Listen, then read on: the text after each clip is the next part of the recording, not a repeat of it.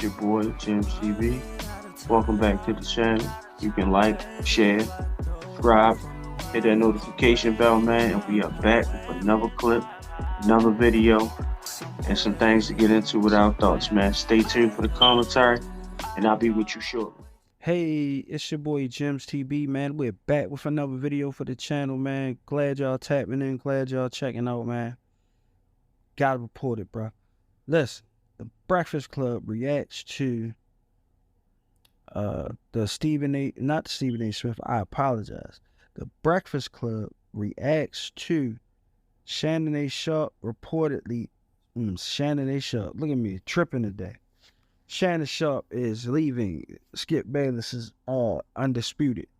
And there are rumors to suggest that Shannon Sharpe is going over to First Take. I don't think he would leave one entity for another, taking his Club Shay Shay podcast with him.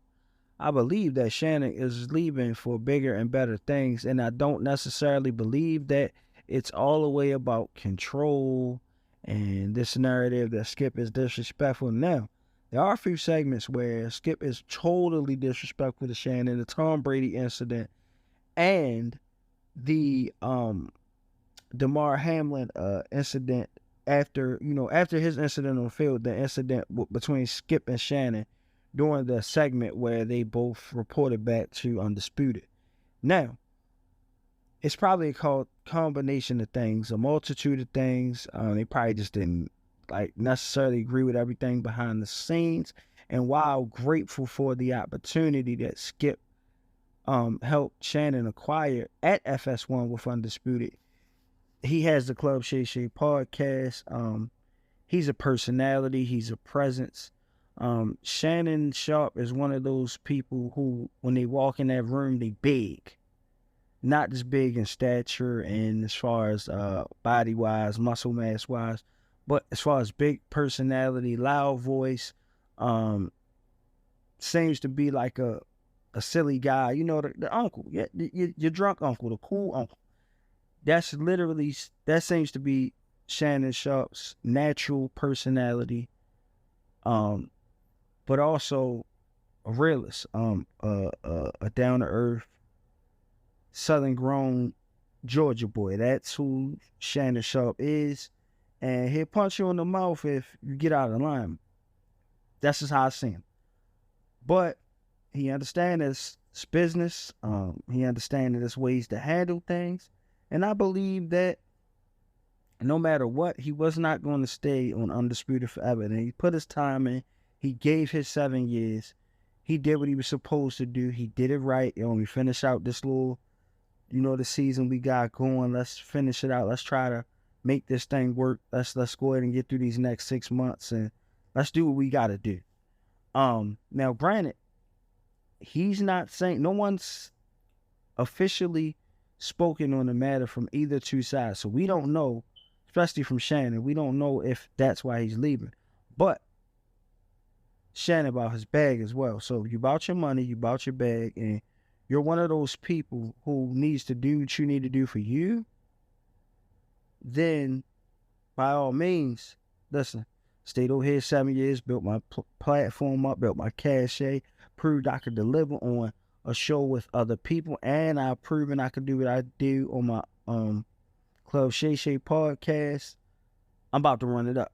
Now, he could push his podcast independent, start up another show independent while taking it back from FanDuel, ESPN, or wherever he so chooses to take a bag from. You know what I'm saying? But there's a reason he bought himself out. There's a reason there's a buyout situation.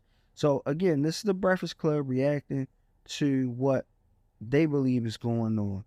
And basically, Charlemagne is really giving his input on what he feels and how he believes that, what actually happened. And he's hoping it's not for social media. So check it out. This is Undisputed after 7 years with Skip Bayless. Shannon Sharpe recently reached a contract buyout agreement, which is going to end his 7-year run, and they believe he's also taking his club Shay Shay along with him. That's the podcast.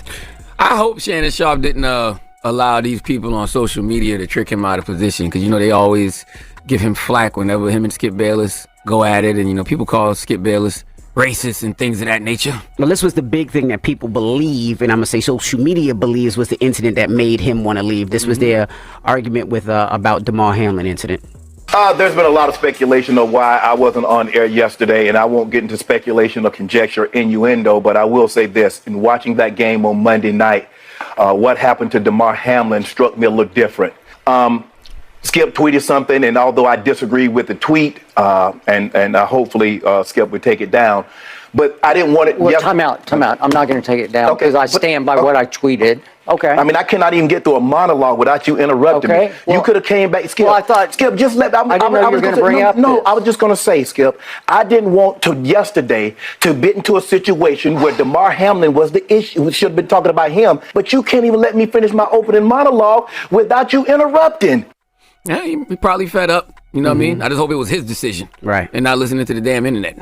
Yeah, You know? but I do also like a great conversation, right? Because we don't have to have the great debate. It's a debate show. We don't have to agree on anything, you know what I mean? And if you feel one way and I feel one way, we should be able to express how we feel. But it got to be respectful in a But debate, it does have to be respectful. You can't interrupt me and all of that other kind of stuff. So, I mean, like I said,